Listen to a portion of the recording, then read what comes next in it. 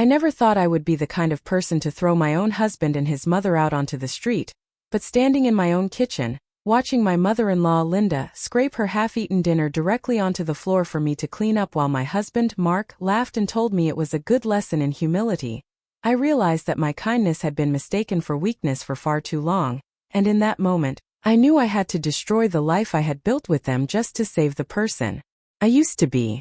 Was I wrong for waiting until they were out for dinner to change the locks and leave them stranded in the cold? Or would you have done exactly the same thing if you were in my shoes? This is the story of how I went from the lady of the house to a glorified live-in maid. And how I finally reclaimed my life. When I first met Mark, he was the picture of perfection, charming and supportive, and we seemed like the ultimate power couple. But everything started to shift the moment we moved into the house I had inherited from my parents. It was a beautiful, historic property that had been in my family for generations. And although Mark was happy to move in, I started noticing small, subtle changes in his behavior almost immediately.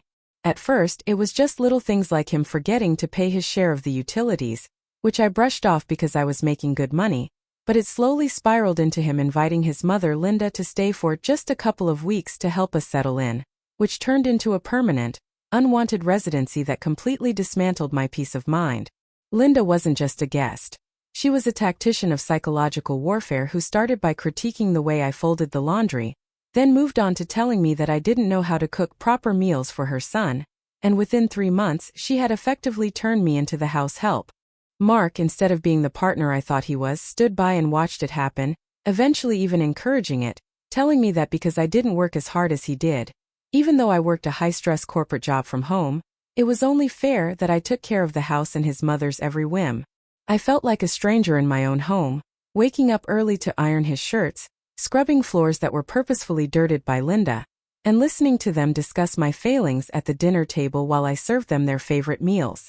It was a slow, agonizing process of being stripped of my dignity, where every boundary I set was met with gaslighting, with them telling me I was being selfish or dramatic, making me question my own sanity every single day. I spent months feeling like I was walking on eggshells, terrified of triggering another lecture about how I wasn't a submissive enough wife, or how lucky I should feel to have them in my life. And I honestly believed that if I just worked harder, if I just proved myself to them, things would finally get better. I kept hoping that Mark would wake up and see what was happening to me, that he would step in and defend me against his mother's constant emotional attacks. But that day never came, and instead the dynamic only grew more toxic and suffocating. There were days I cried in the bathroom just to keep them from hearing me, feeling the walls of my own family home closing in on me, wondering how I had lost control of my own life so completely. Looking back, I can see how they systematically isolated me, cutting me off from friends who dared to suggest that Mark's behavior was controlling, labeling them as jealous of our happiness, and forcing me to drop those friendships to keep the peace. Every time I tried to organize a night out or a trip to see my cousins, Linda would conveniently have a health scare, or Mark would claim he had a crisis at work that required me to stay home and handle the household. It was a masterful campaign of emotional manipulation designed to keep me tethered to the house and entirely dependent on their validation, which they withheld as a weapon to ensure my constant servitude. They started tracking my location on their phones, claiming it was for safety, but it was clearly about control, and whenever I dared to turn off my location services, I would be greeted with a barrage of texts asking why I was being so secretive and suspicious. I felt like a prisoner in a gilded cage, watching my own savings dwindle as they convinced me to pay for home renovations that were entirely for their benefit, like an expensive, custom-built sunroom that Linda wanted for her morning tea. They even convinced me to take out a high-interest personal loan to pay for a family vacation that turned into me acting as the chauffeur and assistant for both of them, while they enjoyed expensive dinners and excursions that I was excluded from because I needed to stay back and watch the hotel room. Every time I tried to bring up the finances or the way I was being treated, they would flip the script, turning themselves into the victims and me into the villain, making me feel so guilty for my perceived selfishness that I would end up apologizing for things I hadn't even done. It was an endless, exhausting cycle, and the more I tried to fix it, the deeper into the quicksand I sank. So that is the situation I was in, trapped in a house that I legally owned, being treated like an outsider by the very people who were supposed to love me, and I had to make a choice about whether to keep suffering in silence or to take my life back. Before I tell you what happened next, and how I finally gathered the courage to turn the tables on them. I want you to pause and comment below what you would have done in my shoes if you were trapped in a home you inherited while your spouse and in-law treated you like a servant.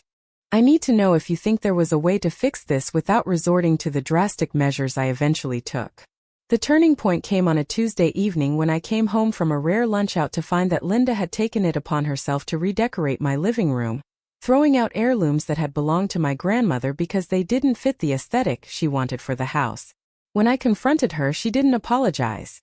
She laughed and told me that Mark had agreed it was time for an update, and when I turned to Mark, he just shrugged and said it was no big deal. That was the moment something inside me snapped. I stopped crying, I stopped begging, and I started thinking like a strategist. I spent the next 2 weeks acting completely normal, playing the part of the submissive, obedient wife, while secretly working with an attorney to understand my legal rights to the house.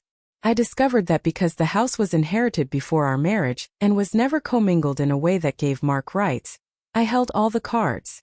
I realized that they were actually planning to talk to a lawyer themselves to see if they could claim equitable interest in the property, effectively trying to steal my family legacy right from under my nose. I knew I had to act fast before they filed anything or tried to lock me out of my own life. I started small, moving important documents, jewelry, and my grandmother's remaining photos to a secure safety deposit box that they didn't know existed. I began documenting everything, keeping a private journal of every snide comment, every instance of them trying to manipulate me, and even recordings of their arguments that highlighted their true colors. I created a digital trail of their financial abuse, mapping out exactly how much of my money they had funneled into their own accounts under the guise of household expenses, and it was sickening to see it all written out in black and white. While I was doing this, I had to keep up the facade, which was the hardest part. I forced myself to smile through their insults, to serve them their dinner with a steady hand, and to act as if everything was perfectly fine, even while my heart was pounding out of my chest with the fear of being caught. I even started misplacing things like my extra set of keys, which I actually gave to my brother for safekeeping, and I started slow-playing my work tasks so that I had legitimate excuses for being busy if they questioned why I wasn't constantly at their beck and call. It was like I was living a double life, one that was crumbling on the inside while the exterior looked more composed than ever. I started planning my exit with the precision of a military operation, ensuring that I had a place to stay with a friend who was sworn to secrecy, and that my essential digital access was locked down so Mark couldn't freeze my accounts or sabotage my professional life. I was terrified that if I failed, they would take everything, including the last pieces of my dignity, but the fear of staying in that situation was finally stronger than the fear of leaving. I waited for the perfect opportunity, which came when they decided to go out for a lavish dinner to celebrate some minor promotion Mark had received, a dinner I was excluded from because they said it was a family night. As soon as they pulled out of the driveway, I set my plan into motion. I had already packed a bag, and with the help of a locksmith I had hired days in advance, I had the locks changed within 20 minutes. I packed all of their clothes and personal belongings into boxes, left them on the porch, and took every piece of evidence I had, emails, bank statements, and logs of the emotional abuse, to my lawyer. I made sure to leave a folder on the kitchen island that contained a formal notice of eviction, clearly stating their timeline to vacate the property, alongside a list of every dollar they owed me.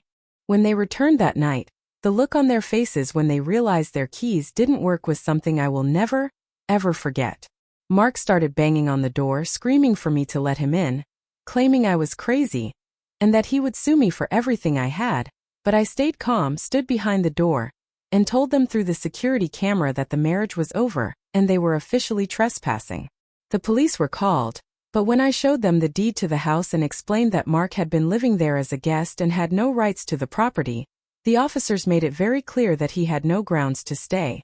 The eviction was swift, cold, and entirely justified. Watching them pack their bags from my window, while the neighbors watched, was a level of satisfaction I can't even describe.